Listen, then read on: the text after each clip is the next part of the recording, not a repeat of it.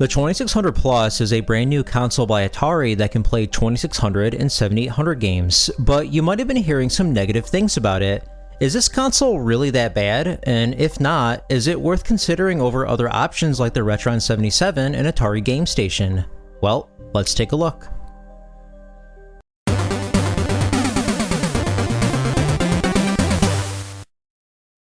What's going on? It's Pojer, coming at you with another video. Alright, it's here. We're going to be talking about the Atari 2600 Plus. So if you're a regular on my channel, check to see really quick if you're subscribed. If you're not, hit that subscribe button right down there. It's a small little thing, but it helps our community grow.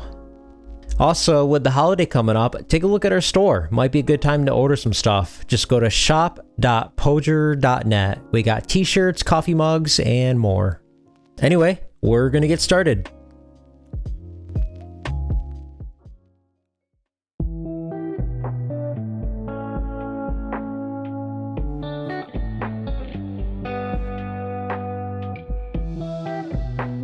When Atari made the announcement about the 2600 Plus back in September, there were some unanswered questions about it.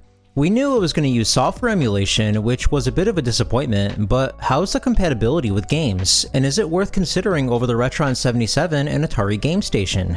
Well, thankfully, we have it right here, so we're going to check it out. I don't have a flash cart, so I can't test out every single game, but I do have a few of my own games that I can try. The build quality of this console is really nice. It feels sturdy, just like the original 2600 did. The controller also feels just like the originals. I thought they would cheap out on the quality, but they didn't.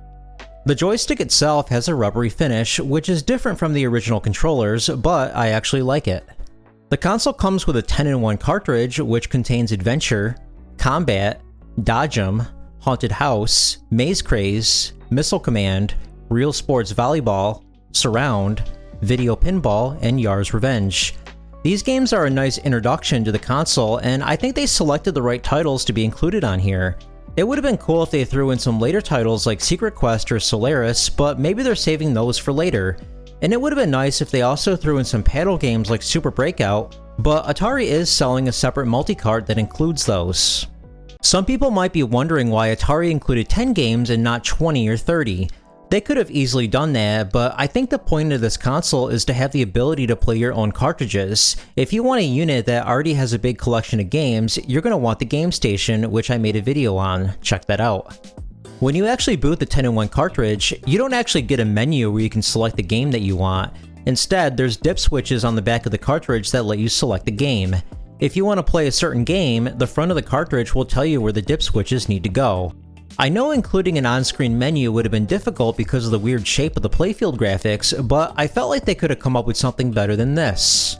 Other games were able to make an on-screen menu, so why couldn't Atari? After playing each game on this 10-in-1 cartridge, I'm very satisfied with the emulation. I didn't experience any issues during gameplay. The games sounded just like they should, and the controller feels just like the original. Outside of HDMI quality, I can't tell the difference. But these are the included games. What about your own cartridges? Well, let's try some out. Let's start off with an easy one, Pac-Man. This is just a standard 2600 game that doesn't use any chips or bank switching. And like I expected, it works on the 2600 Plus. I didn't notice any emulation issues. It feels just like the original hardware. I also tried it on the Retron 77 and it works there too. Now let's try Pole Position. This was a good game to try because it's an 8KB cartridge, which means it uses bank switching. I heard the Retron 77 has issues with games that utilize bank switching, but as we can see here, it works perfectly fine. But how does the 2600 Plus handle bank switching? Well, as we can see, the game works perfectly fine here too. Now let's try Junior Pac-Man. This is a 16KB title, so if there's any game that's going to give these consoles trouble, it's going to be this one. But sure enough, both the Retron 77 and 2600 Plus run this game without any issues. I also tried Secret Quest. This is a 16KB title as well, and it's considered one of the most impressive games on the platform, and yup, it works on both consoles. Now let's try Frogger. I heard that the Retron 77 has issues handling bank switching on Parker Brothers games, but the console runs the game perfectly and so does the 2600 Plus. I also tried Venture by Coleco, and that game runs on both consoles too. So far, the Retron 77 and 2600 Plus are running everything I'm throwing at them without any issues. Let's test out Real Sports Boxing. This is a game that commonly has issues on emulators, and Atari is upfront about this game not working on the 2600 Plus. But I thought it'd be cool to test this out anyway. I tried on both the Retron 77 and 2600 Plus, and I get the same result, a glitchy screen where I can't do anything. I'm sure with a few tweaks, they could get this game working, but at least Atari is upfront about this game not being compatible. Let's try some Activision games now. I heard the Retron 77 has issues with titles by them, so we'll see if that's true, and then we'll see if the 2600 Plus is any better. I tried a few Activision titles that I own in my collection, and they work fine on both consoles. Unfortunately, I don't own Robot Tank, which is a game that I heard causes issues on the Retron 77, but with the games I did try, that notion that Activision games may not work was not the case for me. Now let's try some 7800 games, because remember, the 2600 Plus can play these too. As I expected at this point, every game that I tried worked completely fine. The only problem is that this console doesn't come with a 7800 controller, which means some games you can't play. More on this later, but the fact that the 7800 is supported in the first place is a nice bonus at least. I know some people are disappointed that this console doesn't support the 5200, but the cartridges are weird shaped and they would have had to have built a second cartridge port. Is that really worth it just to play a very weak lineup of games? Overall, both the Retron 77 and 2600 Plus played every game that I tried. I wasn't able to stump either console. The Retron 77 received a lot of flack for compatibility issues, but after my testing, I have not experienced that. There's a Word document that goes over the compatibility list of the Retron 77, and this thing can run the majority of the games. There's just a few that trip it up, one of them being Time Pilot, which I do happen to own. Sure enough, the game doesn't work on the Retron 77, but does it work on the 2600 Plus? Nope, it doesn't. I tried multiple times and I was not able to get this game to run. This is weird because Atari released their own compatibility list and this shows that the game does work.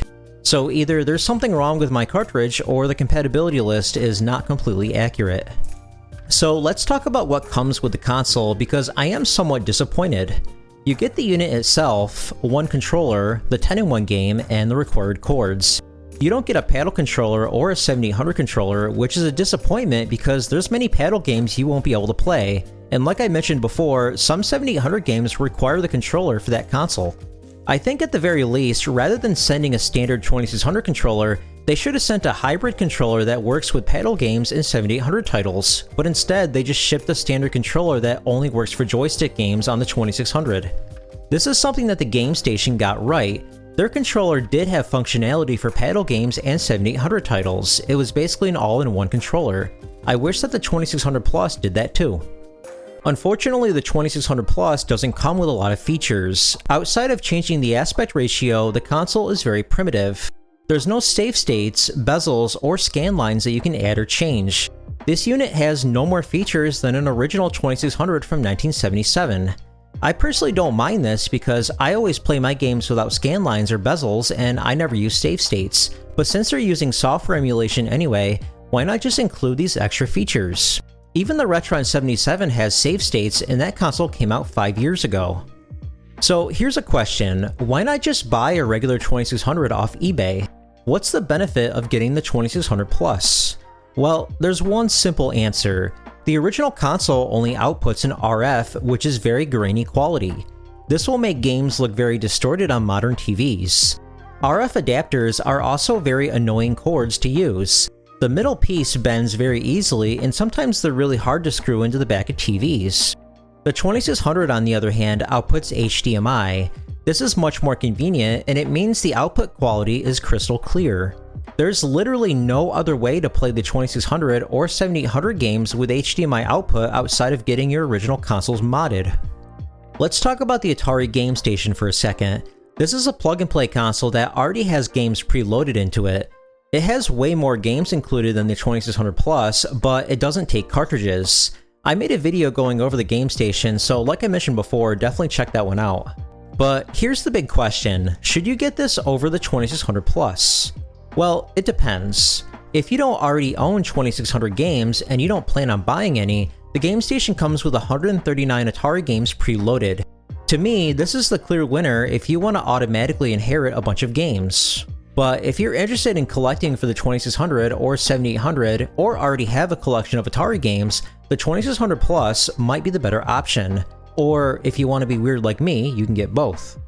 So what about the Retron 77? Is that worth getting over the 2600 Plus? Honestly, I don't think the console is that bad. It ran almost every game I tried, including Activision titles and games that use bank switching. This thing actually does run a lot of 2600 games, and its compatibility issues are often exaggerated. It also has save states in a smaller form factor than a 2600 Plus. But the Retron 77 doesn't play 7800 games, and it doesn't come with the controllers that resemble the original console. I think the 2600 Plus is better because the console design and controller feel like the original, and the ability to play 7800 games is a nice bonus.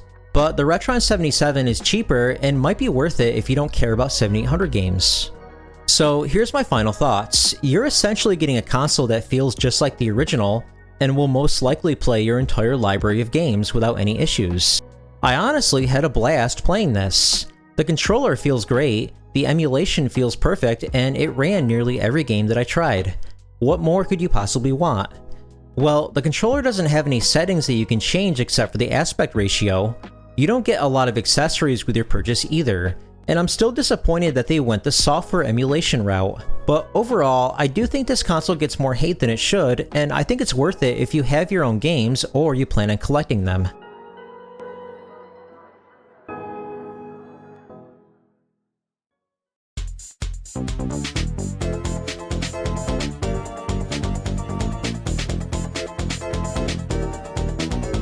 Hey, I just wanted to thank you so much for watching this video. If you made it this far, hit that like button. If you enjoy this type of content, hit the subscribe button for more content. Both of these things really help the channel grow. If you have anything to share, feel free to leave a comment. I read every single comment on this channel, and I'm pretty good at replying back. Anyway, have a good one.